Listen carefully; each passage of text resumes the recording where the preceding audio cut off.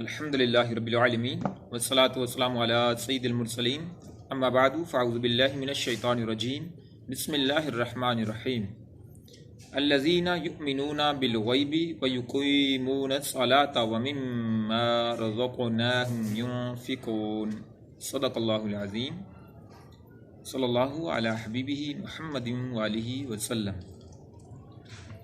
ترجمہ کنز العرفان۔ وہ لوگ جو بغیر دیکھے ایمان لاتے ہیں اور نماز قائم کرتے ہیں اور ہمارے دیے ہوئے رزق میں سے کچھ ہماری راہ میں خرچ کرتے ہیں۔ سورہ بقرہ کی آیت نمبر 3 کی تفسیر آج مقصود ہے۔ الذین یؤمنون بالغیب، وہ لوگ جو بغیر دیکھے ایمان لاتے ہیں۔ یہاں سے لے کر المفلحون تک 3 آیات مخلص مومنین کے بارے میں ہیں جو ظاہری اور باطنی دونوں طرح سے ایمان والے ہیں۔ اس کے بعد 2 آیتیں ان لوگوں کے بارے میں ہیں جو ظاہری اور باطنی دونوں طرح سے کافر ہیں، اور اس کے بعد 13 آیتیں منافقین کے بارے میں ہیں جو کہ باطن میں کافر ہیں اور اپنے آپ کو مسلمان ظاہر کرتے ہیں۔ اب اسی آیت جو تلاوت کی ہے الذین یؤمنون بالغیب، آیت کے اس حصے میں متقی لوگوں کا ایک وصف خوبی بیان کی گئی ہے کہ وہ لوگ بغیر دیکھے ایمان لاتے ہیں۔ اللہ اکبر۔ وہ ان تمام چیزوں پر ایمان لاتے ہیں جو ان کی نگاہوں سے پوشیدہ ہیں، اور نبی کریم صلی اللہ تعالیٰ علیہ وآلہ وسلم نے ان کے بارے میں خبر دی ہے، جیسے مرنے کے بعد دوبارہ زندہ کیا جانا، قیامت کا قائم ہونا، اعمال کا حساب ہونا اور جنت و جہنم وغیرہ۔ ایک قول یہ بھی ہے کہ یہاں غیب سے مراد قلب یعنی دل ہے، اور اس صورت میں اس کے معنی یہ ہوں گے کہ دل سے ایمان لاتے ہیں، یعنی متقی لوگ، پرہیزگار لوگ، ان کی خوبی یہ ہے کہ وہ دل سے ایمان لاتے ہیں۔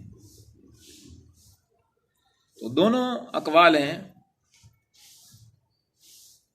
بے دیکھے بغیر دیکھے جو ایمان لاتے ہیں۔ پہلا یہ کہ مرنے کے بعد دوبارہ زندہ کیا جانا، قیامت کا قائم ہونا، اعمال کا حساب ہونا، جنت و جہنم، یہ کسی نے دیکھے تو نہیں ہے۔ ہاں، حضور صلی اللہ علیہ وسلم کی ذات گرامی وہ تو خاص ہیں، اللہ تعالیٰ نے جس طرح چاہا آپ کو جنت کا نظارہ کروایا، جہنم ملاحظہ کی، گنہگار لوگوں کو دیکھا، تو آپ تو اس چیز پر شاہد ہیں، گواہ ہیں، مگر امتیوں کے لیے کہ وہ بغیر دیکھے ایمان لاتے ہیں، یہ متقی لوگوں کی ایک خوبی ہے، ایک وصف ہے جو اس آیہ مبارکہ میں بیان کی گئی ہے۔ اور ایمان اور غیب سے متعلق اس طرح چند باتیں ضروری ہیں۔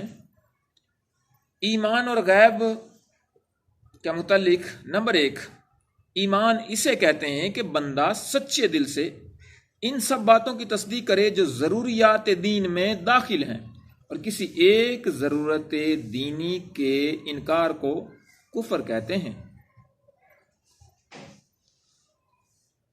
جو خاص جن کے بغیر ہمارا ایمان مکمل ہی نہیں ہوتا، ان پر ایمان رکھنا ضروری ہے، ضروریات وہ دین میں سے ہیں۔ نمبر 2، اعمال ایمان میں داخل نہیں ہوتے، اس لیے قرآن پاک میں ایمان کے ساتھ عمل کا جب ذکر آیا ہے تو الگ سے آیا ہے، اور اس آیت میں بھی ایمان کے بعد نماز کا، صدقے کا ذکر علیحدہ طور پر کیا گیا ہے۔ اور نمبر 3، غیب وہ ہے جو ہم سے پوشیدہ ہو، چھپا ہوا ہو، اور ہم اپنے حواس جیسے دیکھنا ہماری حصے، چھونا ہماری حصے، ان سب اور بدیہی طور پر عقل سے اسے معلوم نہ کر سکیں، اسے غیب کہیں گے۔ نمبر 4، غیب کی 2 قسمیں ہیں۔ نمبر 1، جس کے حاصل ہونے پر کوئی دلیل نہ ہو، یہ علم ذاتی ہے، یہ علم غیب ذاتی ہے اور اللہ تعالیٰ کے ساتھ خاص ہے۔ اور جن آیات میں غیر اللہ سے علم غیب کی نفی کی گئی ہے، یعنی اللہ کے علاوہ کسی کو غیب کا علم نہیں، وہاں یہی علم غیب مراد ہوتا ہے۔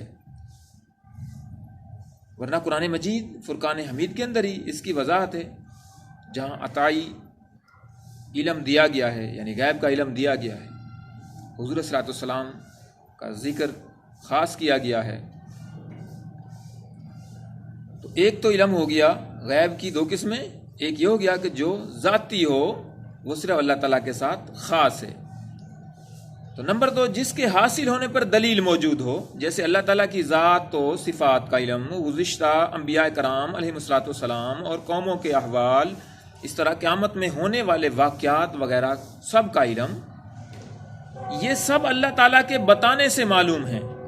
اور جہاں بھی غیر اللہ کے لیے غیب کی معلومات کا ثبوت ہے، وہاں اللہ تعالیٰ کے بتانے ہی سے ہوتا ہے، ذاتی طور پہ کسی کا علم غیب نہیں۔ اور 5واں نمبر اس طرح ذہن میں رکھیں کہ اللہ تعالیٰ کے بتائے بغیر کسی کے لیے ایک ذرے کا علم غیب ماننا قطعی کفر ہے۔ اور نمبر 6، اللہ تعالیٰ اپنے مقرب بندوں جیسے انبیاء کرام علیہ السلام اور اولیاء اعظام رحمۃ اللہ تعالیٰ علیہم پر غیب کے دروازے کھولتا ہے، اور اس کا ذکر قرآن میں بھی اور حدیث میں بھی ہے۔ سورہ آل عمران کی آیت نمبر 179 میں بھی اس کا ذکر، یعنی تفسیر میں اس کی وضاحت موجود ہے۔ اس کے لیے صراط الجنان تفسیر مفتی قاسم عطاری کی دیکھی جا سکتی ہے۔ تو مومنین کی، خاص متقی لوگوں کی یہ صفت ہے کہ وہ غیب پر ایمان لاتے ہیں۔ اللہ اکبر۔ تو حضور صلی اللہ علیہ وسلم کے بارے میں، اولیاء اعظام کے بارے میں جو غیب کا علم ہے، وہ عطائی علم اللہ تعالیٰ کے بتانے سے، اور خود اللہ تعالیٰ ذاتی علم غیب رکھنے والا ہے۔ اللہ تعالیٰ ہمیں صحیح عقیدے پر قائم رکھے، آمین بجاہ خاتم النبیین صلی اللہ تعالیٰ علیہ وسلم۔